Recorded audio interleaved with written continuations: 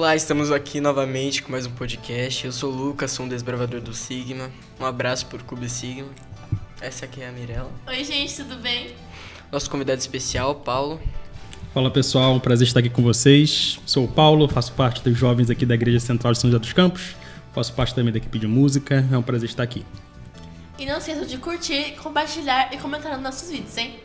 Bem-vindo ao podcast Team, da Igreja Adventista Central de São José dos Campos.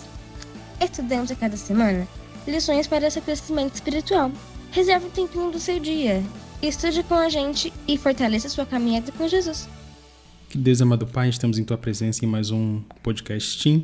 Peço que abençoe tudo que foi estudado, explicado e discutido aqui. Que nós possamos também botar em prática em nossas vidas, em nome de Jesus. Amém. Amém. Estamos aqui com a lição 8 com o título As Duas Testemunhas. E o verso é: Darei autoridade a minhas duas testemunhas, e elas se vestirão de pano de saco e profetizarão durante 1260 dias. Apocalipse 11:3. Apocalipse 11:13. Bom, já nesse verso a gente tem vários mistérios a serem descobertos. Primeiro ele fala sobre duas testemunhas, depois ele fala sobre pano de saco, depois ele dá 1260 dias. Durante a lição a gente vai descobrir aos poucos aí o que quer dizer esse verso. O que acontece quando o mundo tenta apagar a voz de Deus? A promessa, Apocalipse revela o triunfo definitivo, restauração e preservação, mesmo no caos. E tem outro aspecto, o cenário, uma época obscura, marcada por hostilidade, implacável e rejeição total à autoridade da palavra. Terceiro aspecto, o enigma. Quem são as duas testemunhas? Por que estão vestidas com roupas de luto, pano de saco? Vamos descobrir aí durante a nossa discussão. Vocês têm alguma coisa em mente do que pode querer dizer duas testemunhas, pano de saco? Que época obscura foi essa? Por que hostilidade? Por que rejeição? A Revolução Francesa. Época da Revolução Francesa? Mais alguma coisa? Vem, Mayara, sobre isso. Mirella. Meu Deus, eu também não tô colaborando. Eu acho que me lembra, tipo assim, quando a gente fala de roupas de luto, lembra que eles estavam, assim, meio que tristes, porque eles tinham que rejeitar meio que a Bíblia, né? Tipo assim, não seguir. O povo de Deus estava triste porque a Bíblia estava sendo rejeitada na época. Interessante. Então agora a gente vai desvendar esses mistérios que esse verso de Apocalipse 11 trouxe pra gente. Vamos decodificar Apocalipse 11 agora. Então, o primeiro símbolo que a gente vê aqui, duas testemunhas. Essas duas testemunhas representam alguma coisa que a gente vai descobrir agora. O símbolo, duas testemunhas, a realidade, que ele representa o Antigo Testamento e o Novo Testamento, ou seja, a Bíblia como um todo, certo? Porque na Bíblia a gente vê testemunhos sobre a ação de Deus no mundo. A criação, o plano da salvação, Jesus Cristo, tudo que ele fez e ainda faz por nós. As pessoas que proclamam a mensagem de Cristo ao mundo. Não só a Bíblia, mas todas as pessoas que representam a Cristo e proclamam também a Bíblia, o que a Bíblia traz para o mundo. A revelação de Cristo para o mundo.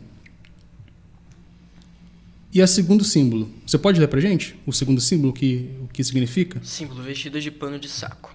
A realidade. A Bíblia é a atitude de... A Bíblia...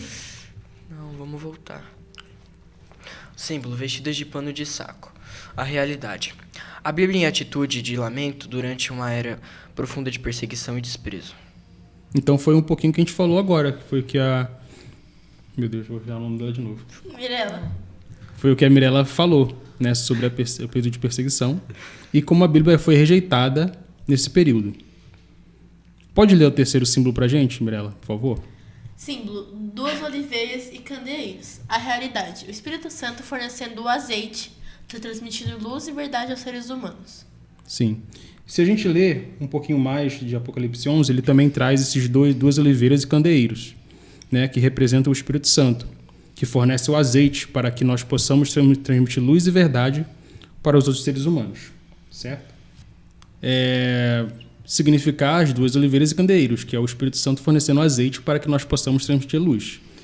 E o pano de saco que é a Bíblia em atitude de lamento. Mas não só a Bíblia em atitude de lamento, também os cristãos, né, da época, que eram contra a Igreja Católica, também estavam em atitude de lamento, porque a Bíblia estava sendo rejeitada e eles estavam sendo perseguidos nesse período de tempo. E que período de tempo é esse? Vamos ver agora. O tempo está sendo contado 1.260 dias, que também, se a gente continuar lendo Apocalipse 11, representa 42 meses, que é o mesmo período de tempo, que profeticamente significa 1.260 anos de opressão, que começa lá no período de 538 depois de Cristo e vai até 1798 depois de Cristo. Muito tempo, né? E o que aconteceu nesse tempo? E o que aconteceu nesse tempo que vocês podem trazer pra gente? Um evento marcante que aconteceu. Está aqui na Terra. A Bíblia foi ocultada Também. das pessoas? Também foi ocultada, foi rejeitada. Então, nesse período aqui de tempo que a tela tem um começo do período e o fim do período. Começou lá em 1538, depois de Cristo. Foi o início da perseguição à Igreja Cristã Genuína, né, os cristãos que eram contra ali os ensinamentos da Igreja Católica, que era a Igreja Suprema do momento, e foi até 1798, que é o fim do período profético. E nesse tempo aconteceu muita coisa. A igreja foi perseguida, foi rejeitada. Filósofos, né, falavam sobre como a religião era inútil, Deus não existia, os ensinamentos cristãos não eram úteis para a sociedade, né, e atrapalhavam o crescimento da sociedade. E reis, papa, eram todos contra os ensinamentos do cristão e também da Bíblia, né, como a gente já falou. Mas teve um acontecimento muito marcante que aconteceu nesse período, que está aqui na tela. Você pode ler para a gente aqui, Mirella? O massacre de São Bartolomeu. Milhares de protestantes brutalmente assassinados na França. O episódio foi comemorado pelas autoridades da época com a criação de uma medalha. Pois é, eles massacraram os protestantes, as pessoas. Protestantes nada mais é pessoas que eram contra a Igreja Católica.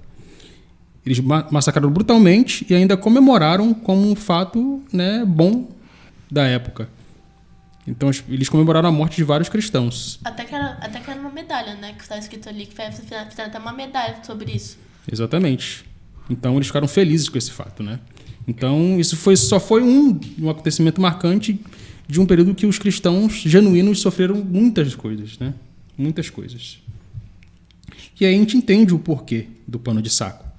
Porque realmente eu imagino que viver naquela época era bem ruim para as pessoas que seguiam a Bíblia, né? Eu imagino que elas viviam em período de lamento constante, nesse período de 1.260 anos. Como você viveria nessa época? Como você imagina que era viver nessa época e tentar realmente seguir o que a Bíblia ensinava? Era muito difícil e complicado, porque a maioria das pessoas eram contra. Então você ir contra a correnteza, né, nesse caso, assim, exatamente. É uma coisa muito difícil, que você ia ser julgado, você ia ser, meio assim, vamos dizer, excluído, porque as pessoas eram totalmente contra. Exatamente. Mais algum outro pensamento que vem em mente sobre esse período? Como você imagina que seria? Se você estivesse nesse período, como você se sentiria?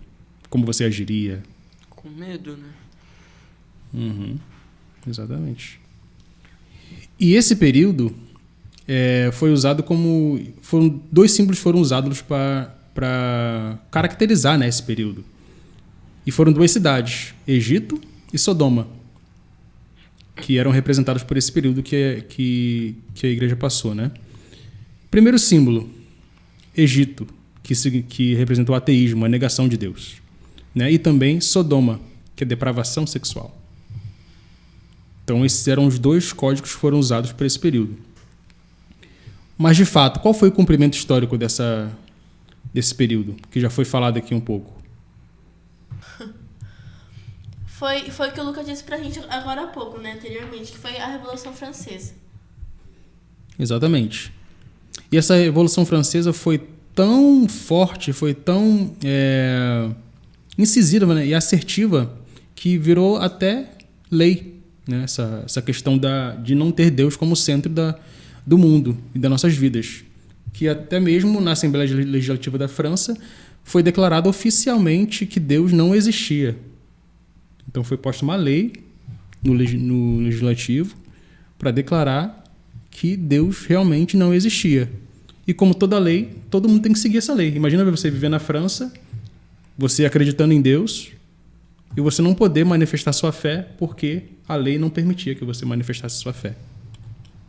Inclusive, né, como forma de afronta, né, e aos ensinamentos da Bíblia, para mostrar que realmente eles eram contra tudo que a Bíblia falava, eles chamaram uma mulher para ser adorada como deusa da razão, né, na Catedral de Notre Dame. Olha só, eles chamaram uma mulher como deusa da razão para dentro da igreja para declarar que Deus não existia e para ela ser adorada no lugar de Deus como deusa da razão. O confronto, então. Existe o confronto entre o ateísmo e a fé. Você pode ler para a gente, Mirella, o que Stephen Hawking falou sobre esse confronto entre ateísmo e a fé? Ele disse assim: a religião é um conto de fadas para pessoas com medo do escuro. Exatamente. E também tem um outro cientista, matemático, filósofo, John Lennox. Pode ler pra gente? O ateísmo é um conto de fadas para pessoas que têm medo da luz. E com qual frase vocês concordam mais? Com a fé. Com John Lennon. Por quê? Ué, porque eu sou cristão. Mas desenvolve um pouco mais esse pensamento. Calma. É porque eu sou cristão e seguindo a minha ética de cristianismo, a Bíblia é a palavra de Deus. Esse cara aqui é ateu, ele tá indo contra a correnteza, igual a Mirella falou. Uhum. E você, Mirella? Acho que assim, ele fala que o ateísmo é um conto de fadas para pessoas com medo da luz. E Jesus é luz, então ele meio que quer dizer que as pessoas que são ateias têm meio que medo de Jesus, porque como Jesus é luz, ele guia a gente, então acho que ele quer dizer isso, que as pessoas têm medo da verdade. Exatamente. Que a verdade incomoda as pessoas, né? Principalmente a verdade que vem da Bíblia. Porque a Bíblia tem essa função também de nos mostrar o que está errado, né? E as pessoas, elas querem viver no erro muitas vezes, né? E viver no erro para elas é mais vantajoso. Ter essa liberdade de viver como elas querem é mais vantajoso para elas, segundo o pensamento delas, né? Mas a Bíblia nos traz outro aspecto também da liberdade, que é a liberdade de poder viver dentro dos limites que Deus estabelece na Bíblia, que é a verdadeira liberdade. A gente tem muitas pessoas na nossa vida, né, no colégio, que às vezes não acreditam na Bíblia, e elas tratam a gente como se a gente fosse uma pessoa quadradona ali, que não pode fazer nada. No sábado você não estuda, no sábado você não sai e tal. Você não pode fazer isso, você não come isso, não come aquilo. Elas tentam toda hora mostrar pra gente que a gente não pode fazer o que a gente quer, não é verdade? Mas a gente tem que ter nosso pensamento fincado na Bíblia e no ensinamento de Deus e ter a certeza que Ele sabe melhor pra gente, ele estabelece limites porque Ele nos ama, né? Porque Ele sabe muito bem o que é bom e o que é ruim. Chegando no fim aqui do nosso estudo, aqui nesse slide diz que a Bíblia não é um filme da Netflix, certo? Ela nos traz a realidade. A Bíblia existe há séculos e sobreviveu a impérios. Não espere que ela seduza magicamente como um romance de ficção. E é muito verdade, não é? A gente vê aquelas séries da Netflix que realçam todo o sentimento, ela mostra ação, mostra sedução, ela mostra pra gente aquele fim de episódio que nos faz querer ver o próximo episódio, e ela usa de sentimentos, né, pra gente prender naquela série. E a Bíblia muitas vezes não traz isso. Ela traz as coisas como elas são realmente. Ela não tenta apelar para o emocional, para fazer que a gente lê o próximo capítulo, para aprender como se fosse uma ficção científica, né? Ou um filme de romance. Ela mostra a realidade, né? E muitas vezes é isso que nos faz perder o interesse nela, porque a gente fica vendo tanto filme, tanta série, a gente está acostumado com toda aquela coisa de Hollywood que nos prende, né? Naquela trama. E a Bíblia, ela é um livro, né? Que a gente pode ler o livro, a gente pode escutar, às vezes, mas ela é uma coisa que não apela para o nosso sentimento, ela apela para a razão. O requisito exige esforço e oração para entender o conteúdo desse livro. Sempre que a gente for ler a Bíblia, a gente tem que pedir a orientação do Espírito Santo. E também, Deus fala na Bíblia que Ele também nos dá a vontade de ler a Bíblia. Quando você vai parar para ler a Bíblia, você está sempre com vontade de ler a Bíblia? Seja sincera. Você tem vontade de ler a Bíblia todo dia? Pode falar, não vou julgar vocês. Agora sim, né? Você tem vontade de ler a Bíblia todo dia? Eu tenho que ler, porque eu tô participando do concurso de pão de Bíblia. Olha, então não tem vontade. Ela tem que ler, Não, né? eu Fazer tenho o quê? vontade. Eu acordo com vontade de ler pra ganhar, né? Ah, entendi. E você, Mila, qual a sua motivação para ler a Bíblia? É de manhã também, porque quando eu acordo, antes de ir pra escola, eu tô tentando ter esse relacionamento forte com Deus. Porque assim, tento todo dia, antes de ir pra escola, ler a Bíblia, estudar a lição. E é uma coisa que eu tô conseguindo. Então, acho que isso me motiva, porque daí eu vou criando uma sequência, assim, de estudo. Sim. Então, vai me motivando a continuar. Para você começar foi fácil? Começar o hábito foi fácil? Não, porque também eu tenho que exatamente. acordar mais cedo. Eu já acordo cedo, Exato. eu tenho que acordar mais, porque daí a gente tem pra ter um tempo calmo, assim, pra poder estudar. Então, é uma coisa Exatamente. difícil, mas quando você começa, você consegue ter o hábito de sempre fazer. Exatamente. O começar é difícil, né? Quando você começa uma coisa nova, é sempre desafiador e difícil. Mas, exatamente, o que você falou, quando a gente cria o hábito, fica mais fácil. Mas o começo é sempre um pouco mais complicado. Terceiro, o desafio. Estude a Bíblia intencionalmente. Como a Mirella falou. Ela estuda a Bíblia intencionalmente. Já me esqueci o nome dele também. Lucas. E o Lucas. Então, foi como a Mirella e o Lucas falaram. Comece a estudar a Bíblia intencionalmente, tenha um motivo muito claro de você estudar a Bíblia, conhecer mais a Deus, talvez ganhar uma competição de estudo da Bíblia, melhorar os seus hábitos. E não é só começar ali, né? Como a Mirella bem falou, e também criar o cenário ideal para você começar esse novo hábito. Acordar mais cedo, se você estuda de manhã, você tem que acordar mais cedo para dar tempo de você ler a Bíblia e se arrumar para a escola, para o trabalho. Então é importante você se organizar também para ler a Bíblia num momento de qualidade com Deus, né? Não pode ser qualquer horinha ali, qualquer 5 minutos que você está fazendo outra coisa, ou lavando a louça, ou limpando a casa. Você tem que ter um momento de qualidade focado no estudo da Bíblia. Então estude a Bíblia intencionalmente e deixe que ela dê a sua própria versão da história de Deus. Não acredite no que os outros falam, né? Muitas pessoas falam o que acham da Bíblia, o que acham de Deus, mas a verdadeira revelação de quem Deus está na Bíblia, lutando por um julgamento justo, certo? Então, esse mais ou menos foi a nossa lição de hoje. Não sei se vocês têm mais algo a acrescentar, que vocês têm em sua mente, uma mensagem especial para o pessoal que está assistindo. O que vocês têm a dizer sobre esse estudo que nós tivemos hoje? A gente tem que ser forte e ser um dos maiores amigos de Deus, né? Porque ele já é o nosso. Então a gente tem que querer ter esse relacionamento com ele. Acho que a gente tem que ser firmes. Exato. E você, Lucas, alguma... Que quando a gente for ler a Bíblia, a gente tem que pedir orientação do Espírito Santo. Exato. É interessante ver como a Bíblia passou por todos esses tempos, né? Todos os desafios para que nós possamos ter acesso a ela hoje. Né? Muitas pessoas queriam acabar com ela, queimaram a Bíblia, né? Nessa época de 1260 anos que nós vivemos hoje. Pessoas queriam impedir que as pessoas tivessem acesso à Bíblia. Então, vamos valorizar um pouco mais esse livro que nós temos hoje e usá-lo diariamente para o nosso ensino e conhecimento de Deus. E é isso, acabamos mais um podcast. Muito obrigado, Paulo. Muito obrigado pelo convite e vamos estudar a Bíblia. E não esqueça de curtir e compartilhar nossos vídeos. Até a próxima. Tchau! Tchau, tchau!